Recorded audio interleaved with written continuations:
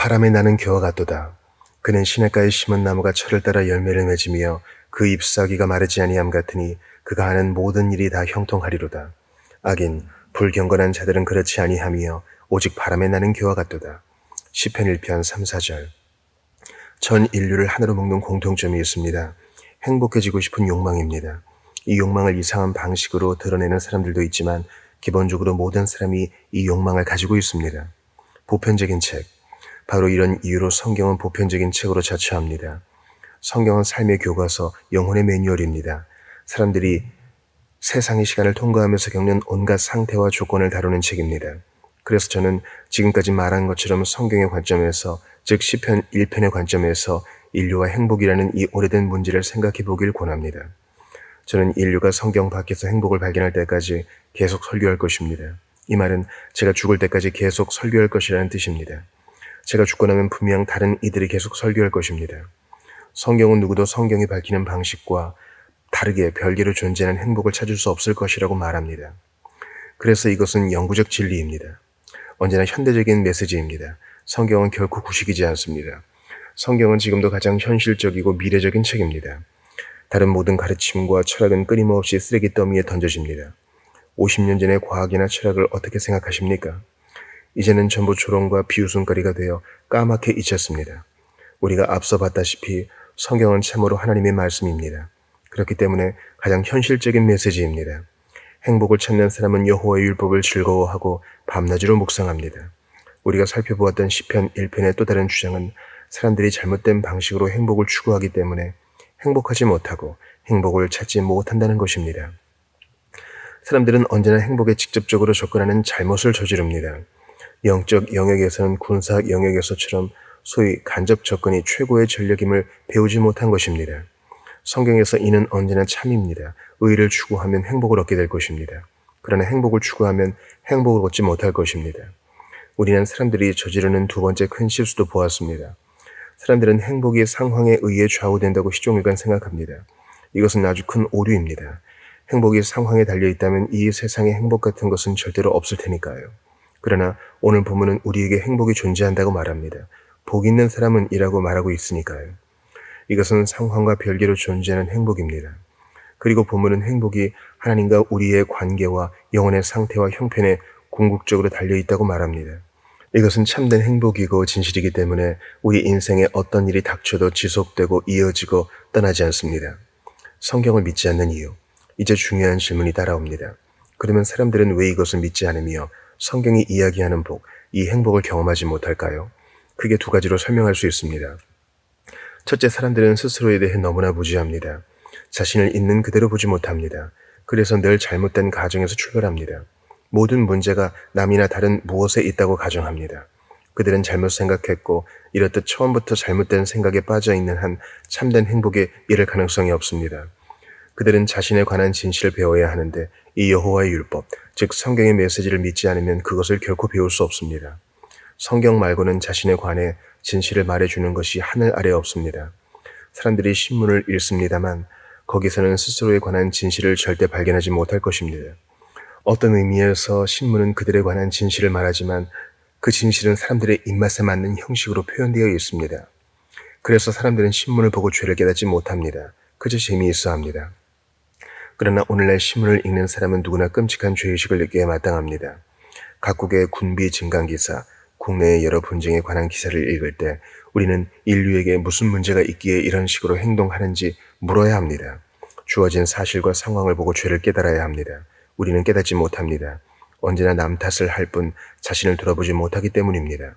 그것이 우리의 죄임을 실감하지 못합니다. 그러나 성경은 우리 죄를 아주 실제적으로 전달합니다. 성경은 우리에게 말을 걸고 우리에 관한 있는 그대로의 분명한 진실을 직접적이고 개별적으로 전달합니다. 우리에게는 이 일이 필요합니다. 사람들이 기독교의 메시지를 믿지 않는 두 번째 이유는 기독교 신앙의 참된 본질을 모르기 때문입니다. 물론 이것은 비극 중의 비극입니다. 그들은 기독교 신앙이 무엇인지 안다고 생각하지만 사실은 그렇지 않습니다. 기독교 신앙에 대해 근본적으로 오해하고 있습니다.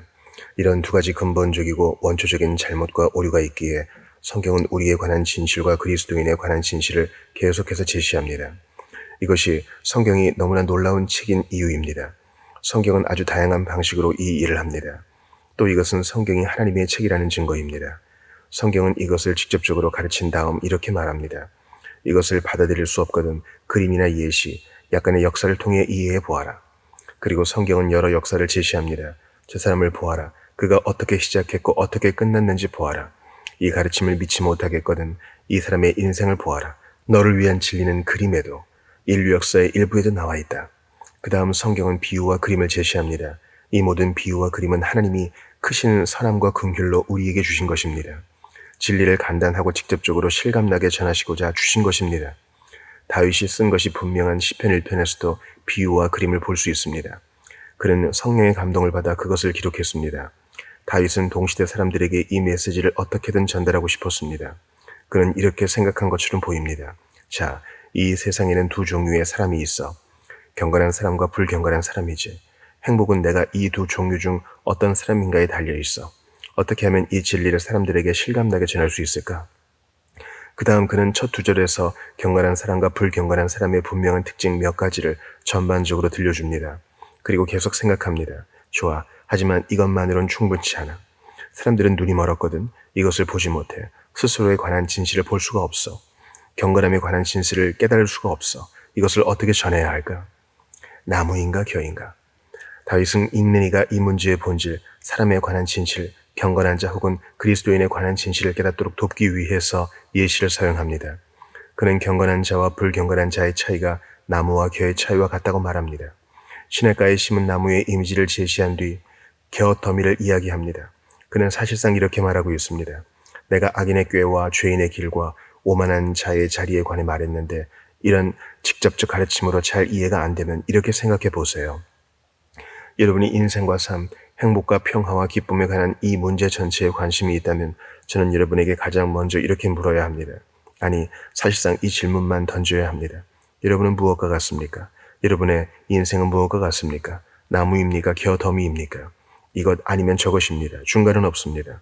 경건한 사람은 시냇가에 심은 나무가 철을 따라 열매를 맺으며 그 잎사귀가 마르지 아니함 같으니 그가 하는 모든 일이 다 형통하리로다. 악인은 그렇지 아니하며. 악인, 불경건한 자들은 나무와 같지 않습니다. 그러면 그들은 무엇과 같습니까? 다윗은 말합니다. 그들은 바람에 나는 겨와 같도다.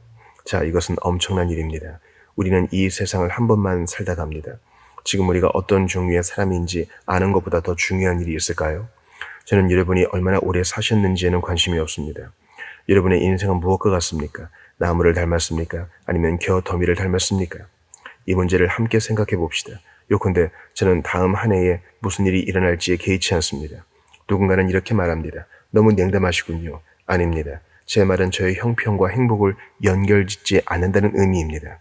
제 행복이 앞으로 있을지 없을지 모를 일들에 달려있다면 저는 전혀 행복하지 않을 것이고 앞으로도 행복할 수 없을 것입니다. 행복은 우리가 시간 속에서 변하는 장면들과 인생의 부침과 여러 상황 및 사건에 매이지 않게 하는 그 무엇입니다. 그리스도인과 비그리스도인. 그러므로 이 행복보다 더 중요한 것은 없습니다. 자, 이제 이것을 살펴봅시다. 제가 이에 관해 첫 번째로 발견한 사실은 사람들이 자신에 관한 진실 또는 기독교에 관한 진실을 모른다는 것입니다. 이는 문제의 핵심입니다. 그들은 그리스도인과 비그리스도인의 차이가 심오하고 급진적임을 깨닫지 못합니다. 그들은 둘의 차이가 정도의 문제에 불과하다고 생각하는 경향이 있습니다. 그래서 이렇게 말합니다. 그리스도인들은 다른 사람들이 하는 어떤 일들을 하지 않습니다. 혹은 다른 사람들이 하지 않는 어떤 일들을 하는 사람들입니다. 그러나 본질적인 차이는 없습니다. 세상은 그리스도인과 비그리스도인 사이에는 본질적인 차이가 있다고 생각하며 반대합니다. 그들은 새해 결심을 하고 술을 덜 마시거나 뭔가 다른 일을 하기로 다짐하고 자기 계산을 어느 정도 이루고 좀 더 선한 일을 하려고 마음먹는 것으로 그리스도인이 될 수 있다고 생각하곤 합니다. 약간의 변화나 적응의 문제일 뿐 스스로 그리스도인이 될 수 있다는 것이지요. 그리스도인이 되는 것을 이전 모습에 대한 수정이나 개선과 같다고 봅니다. 세상 사람들은 여기서 좀 더 나아가 생각하기도 합니다. 그리스도인들은 이전에 없던 무엇, 그리스도인이 아닌 이들에게는 여전히 없는 그 무엇을 삶에 추가한 사람들이라고 말입니다. 그러나 본질적으로는 동일한 사람이라고 봅니다. 제가 가끔 사용하는 비유를 들어보겠습니다. 저는 많은 사람들이 그리스도인과 비그리스도인의 유일한 차이점이 어떤 두 책의 차이와 같다고 생각한다는 인상을 받습니다. 두 책의 본문은 같습니다. 그럼 무엇이 다를까요? 자, 한 권에는 부록이 있고 거기에는 이 사람이 그리스도인이라고 적혀 있습니다. 그는 다른 모든 면에서는 두 번째 사람과 똑같습니다. 월요일부터 토요일 사이에 만나보면 두 사람은 아무 차이가 없습니다. 그러나 일요일에 한 사람은 교회를 가고 한 사람은 가지 않습니다. 이 내용에 첫 번째 사람이 추가한 부록에 실려 있습니다. 이뿐입니다. 부록에는 좀 더 선한 삶을 살려고 노력한다는 것 말고는 다른 내용이 없습니다. 이것이 이 문제 전체에 대한 세상 사람들의 일반적인 생각입니다. 즉 그리스도인과 비그리스도인의 차이는 미미하고 한 가지 정도의 차이만 있다고 봅니다. 그러나 시편 1편이 제시하는 나무와 겨의 그림은 이 생각의 거짓임을 확실히 드러냅니다. 여기서 우리는 두 나무를 비교하는 것이 아닙니다. 떡갈나무와 낙엽송의 차이나 오래된 소나무와 유럽산 벚나무의 차이 같은 것이 아닙니다. 절대 아닙니다. 나무들을 비교하는 것이 아닙니다. 비교 대상은 나무와 겨더미입니다. 이것은 그리스도인과 비그리스도인의 차이가 우리가 생각할 수 있는 가장 깊고 근본적이고 본질적인 차이임을 더없이 분명하게 보여줍니다. 영어에는 분필과 치즈만큼이나 다르다라는 표현이 있는데 이 차이는 그보다 더 큽니다. 시편 기자에 따르면 사실 이들 사이에는 공통점이 전혀 없습니다. 여러분이 이 사실을 깨달으셨는지 모르겠습니다. 그리스도인과 비그리스도인의 차이는 행동의 문제가 아니라는 것을 알고 있었습니까? 이것은 본질의 차이이고 너무나 중요합니다. 많은 불경건한 사람도 윤리도덕적으로 상당히 선한 삶을 살 수 있습니다. 도덕과 사회적 관습과 습관 등의 관점에서 볼 때 아주 선한 사람들이 세상에 많습니다. 그런 의미에서는 아주 선하지만 그리스도인이 아닌 사람들이 많습니다. 누군가 이렇게 묻습니다. 왜 그들이 그리스도인이 아니라고 말하는 겁니까? 주된 이유는 그들의 본질이 그리스도인과 다르다는 데 있습니다. 성경에는 이런 내용이 가득합니다. 사람들이 서로에게 적용하는 통상적인 판단 기준으로 판단한다면 여러분은 틀림없이 에서가 야곱보다 훨씬 괜찮은 사람, 나은 사람이라는 결론을 내리게 될 것입니다. 에서는 소위 호감이 가는 사람으로 보입니다. 인품도 더 훌륭했던 것 같습니다. 하지만 성경은 하나님께 사랑받은 사람이 야곱이었다고 말합니다. 왜일까요? 하나님은 겉모습으로 판단하시지 않기 때문입니다. 하나님은 마음으로 판단하십니다. 하나님은 외면이 아닌 내면, 곧 그가 어떤 사람인가에 관심을 가지십니다. 지위는 금화에 새겨진 문양일 뿐이고 사람이 바로 그 금이다. 스코틀랜드의 시인 로버트 번스의 이 식구에 담긴 메시지를 훨씬 고차원적이고 영적인 의미에서 적용해 봅시다. 사람이 만들어내는 겉모습이나 껍데기가 중요한 것이 아니라 그의 존재 깊은 곳, 핵심에 자리 잡은 모습이 어떠한가, 그의 본질이 무엇인가, 어떤 사람인가가 중요하다는 말이 될 것입니다.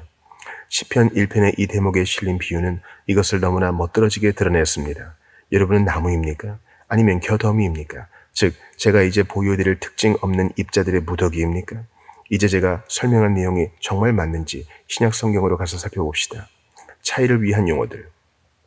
신약 성경은 그리스도인과 비그리스도인의 차이를 보여주기 위해 다음과 같은 용어들을 사용합니다. 먼저 신약 성경은 그리스도인이 거듭난 사람이라고 말합니다. 여기에는 동일하게 급진적 주장이 있습니다. 우리 주님은 니고데모에게 이렇게 말씀하십니다. 내가 그리스도인이 되려면 먼저 거듭나야 한다. 니고데모는 그것이 자신이 가진 것에다 뭔가를 추가하는 일이라고 생각한 것이 분명합니다. 우리 주님을 찾아와 면담을 요청했던 그는 이렇게 물었습니다. 선생님, 저는 당신을 지켜보고 당신의 말씀을 주의 깊게 들었습니다. 제가 이스라엘의 선생이긴 하지만 당신은 저보다 훨씬 앞선 분이십니다. 제가 무슨 일을 더하면 될까요? 우리 주님은 말씀하십니다. 예수께서 대답하여 이르시되 진실로 진실로 내게 이르노니 사람이 거듭나지 아니하면 하나님의 나라를 볼 수 없느니라. 다시 태어날 필요가 있습니다. 이것은 신약 성경의 용어입니다. 우리에게 필요한 것은 중생, 즉 새롭게 만들어지는 일입니다. 아무것도 없던 곳에 생성의 행위가 반드시 필요합니다. 출생으로 이어지는 모종의 잉태가 있어야 합니다. 여기에 미치지 못하는 행위로는 안 됩니다. 다른 용어들도 봅시다. 신약 성경은 새 창조에 관해 이야기합니다. 사도 바울은 이렇게 말합니다. 누구든지 그리스도 안에 있으면 새로운 피조물이라. 이전보다 조금 더 나아진 정도가 아닙니다. 그리스도인이 아닌 사람과 살짝 다른 정도가 아닙니다. 신자는 새로운 피조물, 새로운 창조물입니다. 창조주 하나님이 신자 안에 이전에 없던 새로운 뭔가를 창조하셨습니다. 신약 성경은 그리스도인과 비그리스도인의 차이를 이런 식으로 표현합니다. 다윗은 그것을 친숙한 그림으로 제시하지만 그는 이 진리 전체를 제대로 이해했습니다. 그렇지 않습니까? 신약 성경의 가르침은 이 진리를 명쾌하게 제시합니다만 내용 자체는 다윗의 그림과 정확히 동일합니다. 신약 성경의 그림 한 가지를 더 살펴봅시다. 바울은 에베소 교인들에게 이것이 생사를 가르는 차이라고 말합니다. 그는 허물과 죄로 죽었던 너희를 살리셨도다.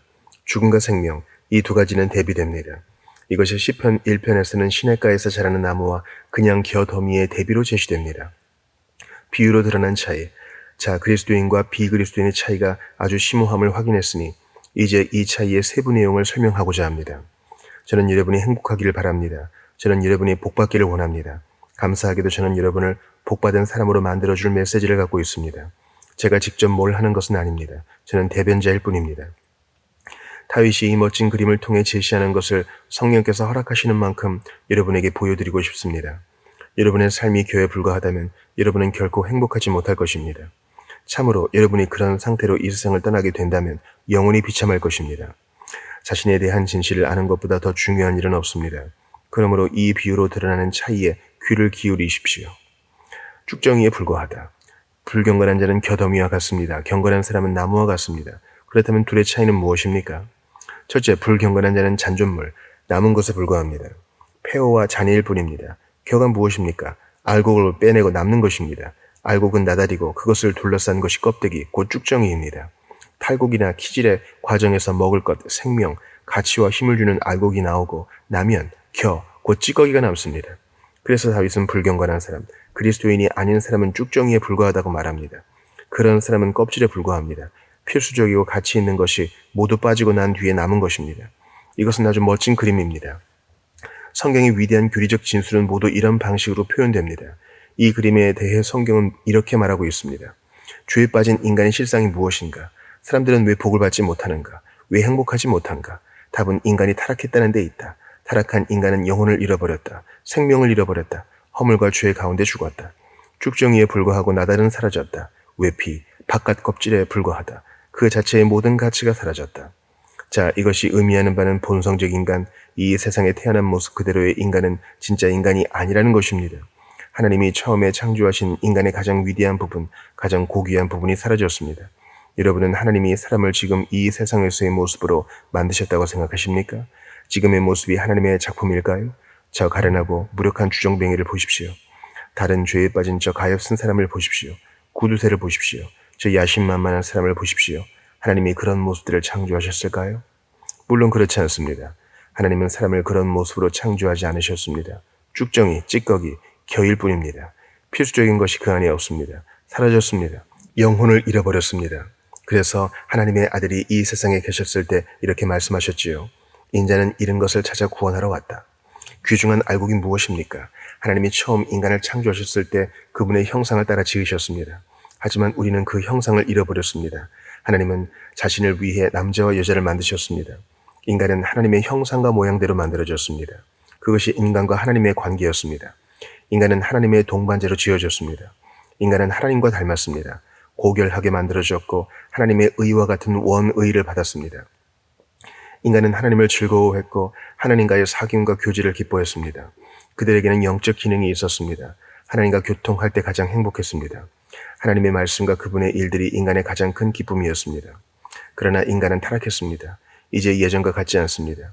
이것이 바로 인간에게 일어난 일입니다. 본래의 선함은 어디 있습니까? 하나님을 즐거워하는 모습은 어디 있습니까? 영적 기능은 어디 있습니까? 여러분께 묻겠습니다. 그것이 여러분 안에 있습니까? 아니면 잃어버렸습니까? 바깥 껍질, 외피 빼고는 아무것도 남지 않았습니까? 타락의 결과로 죄에 빠진 사람들. 시편 1편의 이 구절에서 다윗이 말하는 내용은 성경 전체의 메시지입니다. 타락의 결과로 죄에 빠진 사람들을 바라볼 때 여러분의 눈에 들어오는 것은 껍질에 불과하고 정신적 생명을 담은 육신, 곧 몸에 불과합니다. 그것이 오늘날의 사람들이 살아가는 삶의 정체입니다. 영적 삶이 아니라 정신적 삶입니다. 일부 과학자들은 인간이 동물에 불과하다고 말합니다. 죄에 빠진 사람을 보면 먹고 마시고 성에 탐닉하기 위해 사는 동물 말고는 아무것도 떠오르지 않습니다. 제 눈에는 그런 사람과 동물 사이에 별다른 차이가 보이지 않습니다. 사람들이 살아가는 방식을 보면 농장 앞마당이 떠오릅니다. 때로는 정글이 떠오르기도 합니다. 이는 진정한 인간의 삶이 아닙니다. 하나님으로부터 나온 위대한 것이 상실되었고 사라졌습니다. 남은 것은 폐허뿐입니다. 어느 찬송가 작가도 기도하지 않았습니까? 내 영혼의 폐허를 보수하소서.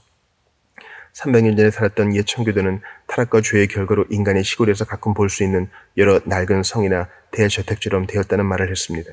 도로 옆에 담쟁이 덩굴과 이끼로 온통 뒤엎인 폐허, 누가 봐도 폐허가 분명한 집이 보입니다. 가까이 가서 살펴보니 명판이 붙어 있습니다. 아무개가 한때 여기 살았다.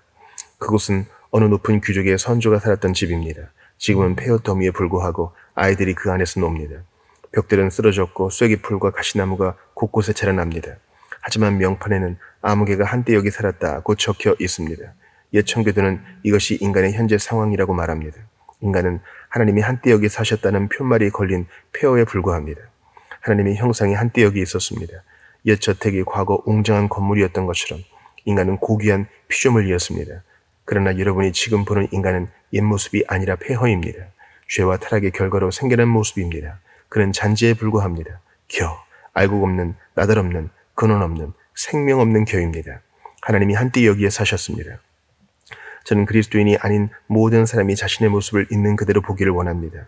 자신에게 그리스도가 필요함을 깨닫기 전까지는 그리스도를 믿지 않을 것이기 때문입니다. 자신이 폐허임을 알아보기 전에는 그리스도를 믿지 않을 것입니다. 자신이 잔염을, 폐허에 불과함을 알아보기 전에는 그리스도를 바라보거나 복음을 믿지 않을 것입니다. 그러나 그리스도인은 나무입니다. 나무는 생명체가 아닙니까? 나무는 그냥 남은 부분이 아닙니다. 나무에는 온전함이 있습니다. 이것이 경건한 자와 불경건한 자의 본질적인 차이입니다. 형태가 없다. 겨의 두 번째 특성은 어떤 형태도 없다는 것입니다. 그것은 겉껍질, 부스러기, 대패밥, 말하자면 쭉정이 더미일 뿐입니다. 쭉정이 더미, 무더기는 지금은 이런 모양으로 쌓여있지만 5분 후에는 달라질 것입니다. 바람이 불면 약간 움직이겠지요. 그러면 모양 없는 덩어리가 됩니다. 시편 기자는 이것이 불경건한 자의 모습이라고 말합니다. 죄 가운데 있는 사람은 진실을 잃어버렸습니다. 그들을 규정하는 일은 매우 어렵습니다. 그들의 삶에는 규칙이 없습니다. 그들은 언제나 변합니다. 무엇을 믿는지 알 수 없습니다. 그들이 무엇을 할지 절대로 예측할 수 없습니다. 왜 그럴까요? 그들의 삶에 정해진 형태가 없기 때문입니다. 그들을 다스리는 원리가 없으니 그들을 규정하기가 어려운 것입니다. 경건하거나 경건하지 않거나. 성경은 우리가 경건하거나 경건하지 않거나 둘 중 하나라고 말합니다. 불경건한 자들을 보십시오. 위대한 철학자부터 생각을 전혀 하지 않는 사람까지, 대단히 존경받는 사람부터 부도덕한 죄인까지 보십시오. 모두가 경건하지 못합니다. 참으로 형태 없는 덩어리입니다. 조리가 없고 원리도 없습니다. 그들을 제대로 규정할 수가 없습니다. 그들은 부스러기 덩어리로 그냥 있습니다. 형태도 아름다움도 대칭도 없습니다. 그러나 잠시 나무를 보십시오. 얼마나 다릅니까? 이것이 경건한 사람입니다. 그는 나무와 같습니다. 나무는 형태가 있고 줄기와 가지가 있습니다. 나무의 대칭을 보셨습니까? 나무보다 더 아름다운 것은 없습니다. 저는 꽃보다 나무가 훨씬 더 아름답다고 생각하는 사람 중 한 명입니다. 나무의 균형과 그 주된 특성인 일관성을 보십시오. 이것이 경건한 사람에 관한 진실입니다. 그는 규정할 수 없는 존재가 아닙니다.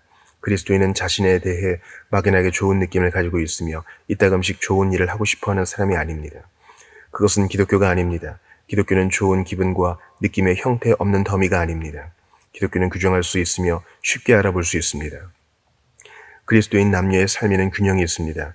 교리와 실천이 있습니다. 이해와 합당한 감정이 있습니다. 이것이 경건한 사람, 그리스도 안에 있는 사람, 영적인 것들과 보이지 않는 것들의 영역에 속한 사람들의 큰 특징입니다. 여러분의 삶은 어떠합니까? 일정한 모양이 있습니까? 일관성이 있습니까? 균형이 있습니까? 아름다움이 있습니까? 몇 가지 간단한 질문을 생각해 보십시오. 내 삶은 어떠한가? 이 문제에 대해 말할 수 있는가? 내 삶을 설명할 수 있는가? 아닌가? 이것 아니면 저것입니다. 중간은 없습니다. 뿌리가 없다. 나무와 겨더미의 세 번째 두드러진 차이점은 뿌리입니다. 나무에는 뿌리가 있고 겨더미에는 뿌리가 없습니다. 보십시오. 누군가 빗자루로 겨더미를 쓸어 모아놓았습니다. 그것은 바닥에 놓여 있습니다. 어디에도 붙어있지 않고 하나하나가 다 움직입니다. 이바람으로 불어보십시오. 움직일 것입니다. 시편 기자는 겨에 바람이 불면 사라져버린다고 말합니다. 바람에 나는 겨. 나무는 뿌리가 있기 때문에 바람에 흩날리지 않습니다. 이것은 중요한 점입니다. 불경건한 사람, 그리스도인이 아닌 사람의 비극은 뿌리가 없다는 점입니다. 기초가 없는 사람이라고 표현할 수도 있겠습니다. 그는 피상적인 인생입니다. 모든 것이 표면에 머뭅니다. 물론 이것도 매력적으로 보이게 만들 수는 있습니다. 예수가는 겨더미를 가지고도 뭔가를 할 수 있습니다. 그러나 여전히 모든 것이 표면에 머물고 무게가 전혀 없는 삶입니다.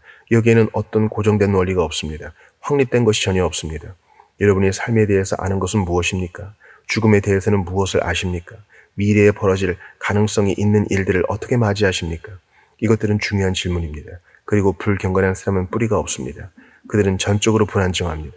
무슨 일이 일어날지 모르고 일이 벌어지면 어떻게 해야 할지 모릅니다. 변화의 바람에 휘둘릴 수 있습니다. 모든 것에 지배를 받습니다. 모든 일이 상황에 달려 있습니다. 대도시에는 이런 남녀가 수천 명에 달합니다.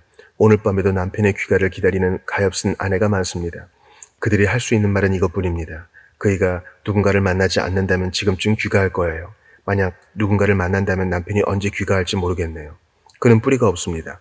표면에서만 살아갑니다. 바람이 부는지 안 부는지, 누구를 만나는지, 어떤 일이 벌어지는지에 따라 모든 것이 달라집니다.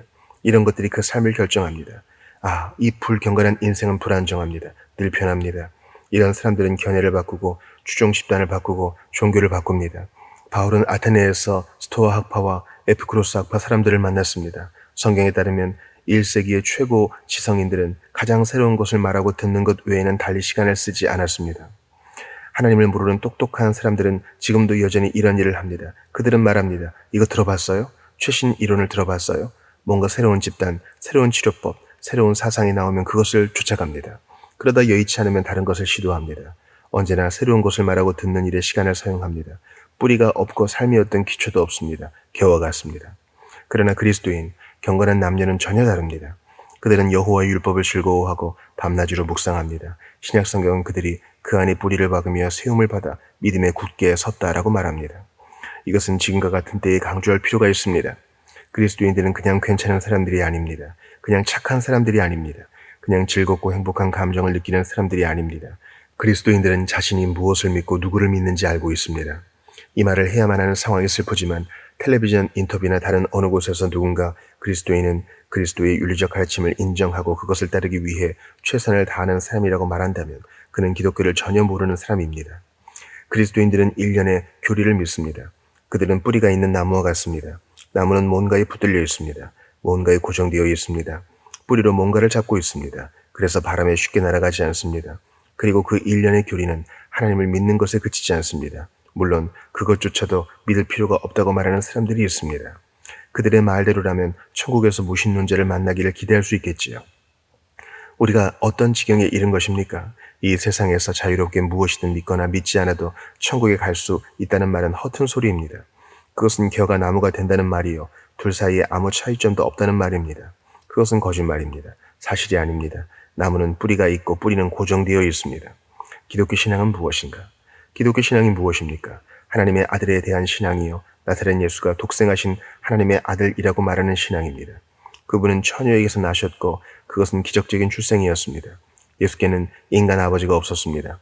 성령께서 마리아에게 임하셨고 예수께서는 성령으로 잉태되셨습니다.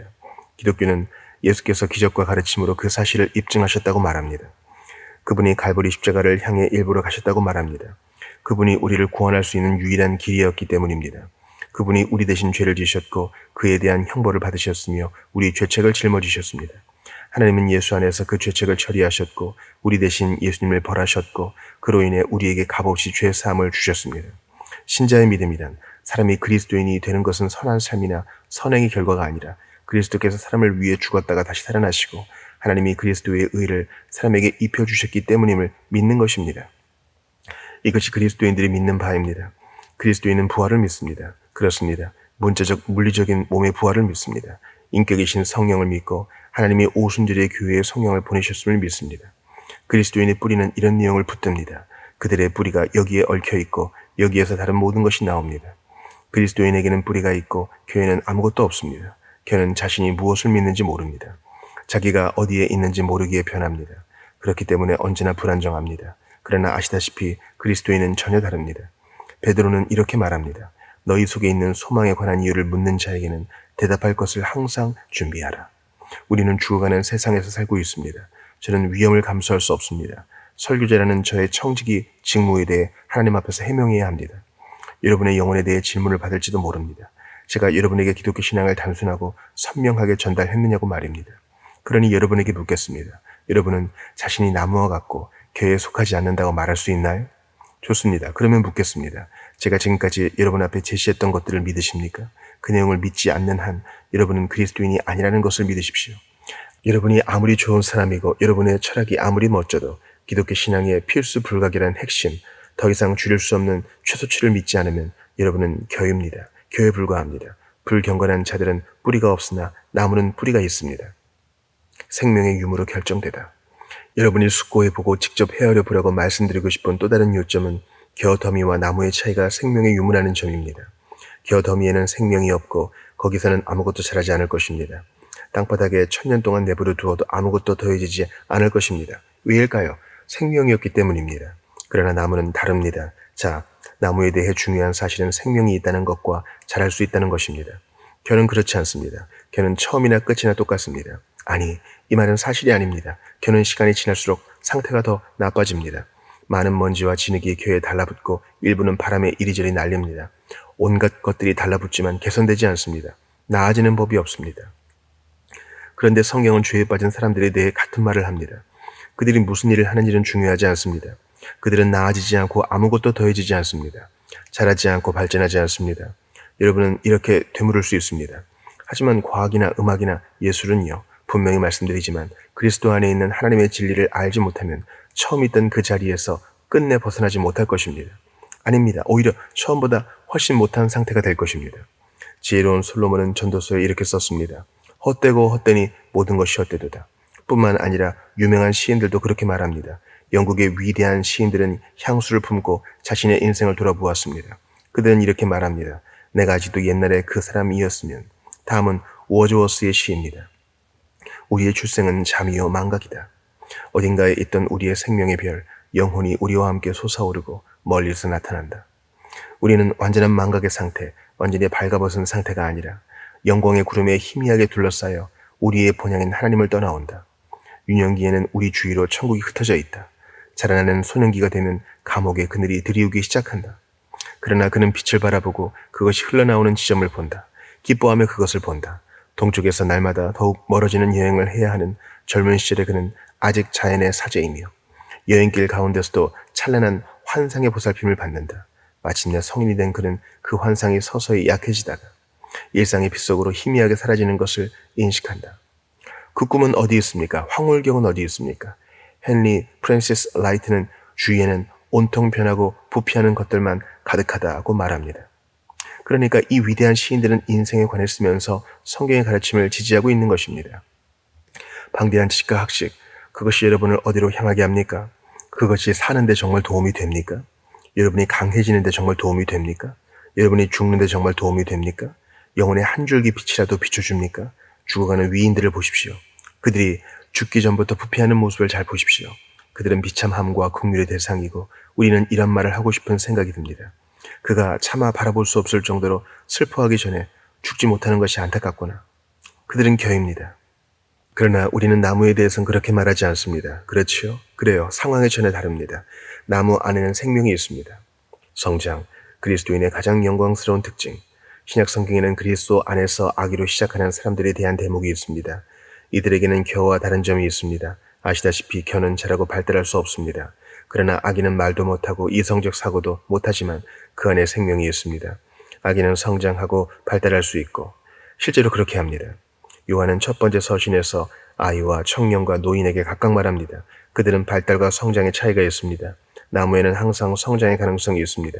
저는 이것이 그리스도인의 삶에서 가장 영광스러운 특징들 중 하나라고 생각합니다. 그 안에서 살아갈수록 더욱 전율하게 됩니다. 사도 바울은 이 강력한 서신들에서 토머스 칼라일이 무한의 막대함이라 부른 하나님의 진리를 다룹니다. 우리는 바울이 가진 지식의 방대함을 느낍니다. 바울은 모든 성도와 함께 여러분이 그리스도의 사랑의 너비와 길이와 높이와 깊이가 어떠한지를 깨달을 수 있게 되고 지식을 초월하는 그리스도의 사랑을 알게 되기를 빈다고 말합니다. 이것이 무엇입니까? 결코 물이 빠지지 않는 바다입니다. 그리스도인은 그 바다 멀리까지 계속해서 나아가고 그 깊은 곳, 하나님의 깊은 것들로 끝없이 들어갑니다. 그리스도인은 지식에서 자라고 은혜에서 자랍니다. 발전과 진보에 무한하고 영원한 가능성이 펼쳐집니다. 나무와 겨의 차이가 얼마나 큰지요. 그것은 생명과 죽음의 차이입니다. 가만히 있고 움직이지 않고 생명이 없는 것과 생명으로 가득한 것의 차이입니다. 열매가 없다. 제가 마지막으로 꼭 언급해야 하는 것은 열매입니다. 교회에서는 어떤 열매도 나오지 않습니다. 겨는 언제나 쓸모없습니다. 불경건한 삶은 이런 겨와 같습니다. 겨는 누구에게도 만족을 주지 못합니다. 사도 바울은 로마 교인들에게 그들이 한때 죄인이었고 죄의 노예였음을 상기시키며 엄청난 질문을 던집니다.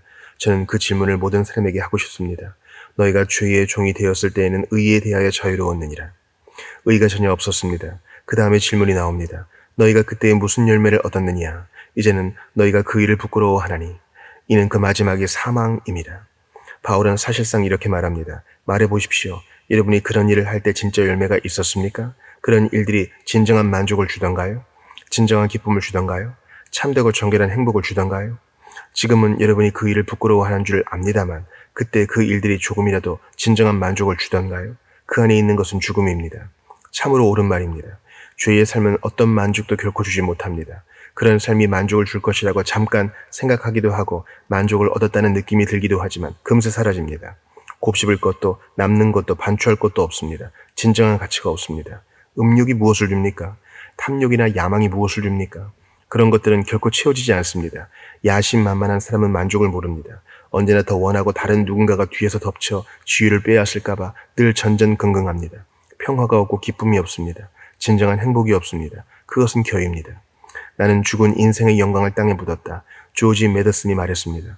그는 자신에 관한 진실을 알고 그것이 교회의 삶이었음을 깨달았습니다. 이제 여러분에게 마지막 질문을 드립니다. 여러분의 삶의 본질, 특성은 무엇입니까? 겨입니까? 아니면 나무입니까? 이것이 바로 성경이 우리에게 말하는 바입니다. 모든 육체는 풀과 같고 그 모든 영광은 풀의 꽃과 같으니 여호와의 바람이 그 위에 부니 풀은 마르고 꽃은 떨어지되 바로 이것입니다. 인간의 모든 영광은 떨어집니다. 성대한 의식, 화려한 권력, 그 모든 아름다움, 부가 이제껏 만들어낸 모든 것이 피할 수 없는 시간을 똑같이 기다린다. 영광의 길의 끝에는 다만 무덤이 있을 뿐. 토머스 그레이. 이 세상을 이겨내고 많은 것을 이루었다고 생각했던 이들이 끝에 가서 자신이 겨 더미에 불과함을 깨닫습니다. 일요일자 신문을 집어들고 추잡한 법정 보도를 끝도 없이 읽는 사람들, 마시고 도박하고 갖가지 것에 탐닉하기 위해 사는 사람들을 생각해 보십시오. 그들이 무엇을 얻었습니까? 어떤 삶을 얻었습니까? 결국 무엇을 얻게 됩니까? 찌꺼기, 쭉정이에 불과합니다. 이것이 불경건한 자들의 삶입니다. 이 세상에 번쩍이는 보상들은 교에 불과합니다. 혼과 영의 양식이 없습니다. 진정한 기쁨도 영구적 평화도 금은 보화도 줄 수 없습니다. 사람들은 거품을 쫓고 있고 그들이 거품을 만지는 순간 손에서 터져 아무것도 남지 않습니다. 겨 더미 외에는 아무것도 없습니다. 나달, 생명, 알곡은 사라졌습니다. 잔여물, 폐허 외에는 남은 것이 없습니다. 이것이 하나님 없이 사는 사람의 실상입니다. 그러나 상기시켜드린 대로 하나님의 아들이 잃은 것을 찾아 구원하기 위해 오셨습니다. 그러니 만약 여러분의 삶의 찌꺼기와 쭉정이 말고는 남은 것이 없음을 발견한다면, 하나님이 원래 만드신 사람의 모습이 전혀 없다면 하나님께 부르짖으며 그 상태를 고백하십시오. 그것을 인정하십시오. 자신을 변호하려 들지 마십시오. 저는 아무것도 아닙니다. 저를 새롭게 창조하소서라고 말하십시오. 그러면 하나님이 그렇게 해주실 것입니다. 하나님은 영혼의 찌꺼기, 폐허를 구원하시고자 그분의 아들을 이 세상에 보내주셨습니다. 그분은 우리를 구원할 충분한 능력을 가지고 계십니다. 하나님의 뜻과 달리 나무가 되지 못하고 괴로 살아가는 우리 죄로 인한 죄책과 형벌을 하나님의 아들이 대신 짊어지셨습니다. 그분은 여러분을 위해 죽으셨습니다. 여러분은 복된 성령을 통해 생명을 주시고 새롭게 창조하시는 하나님의 능력을 알게 될 것입니다.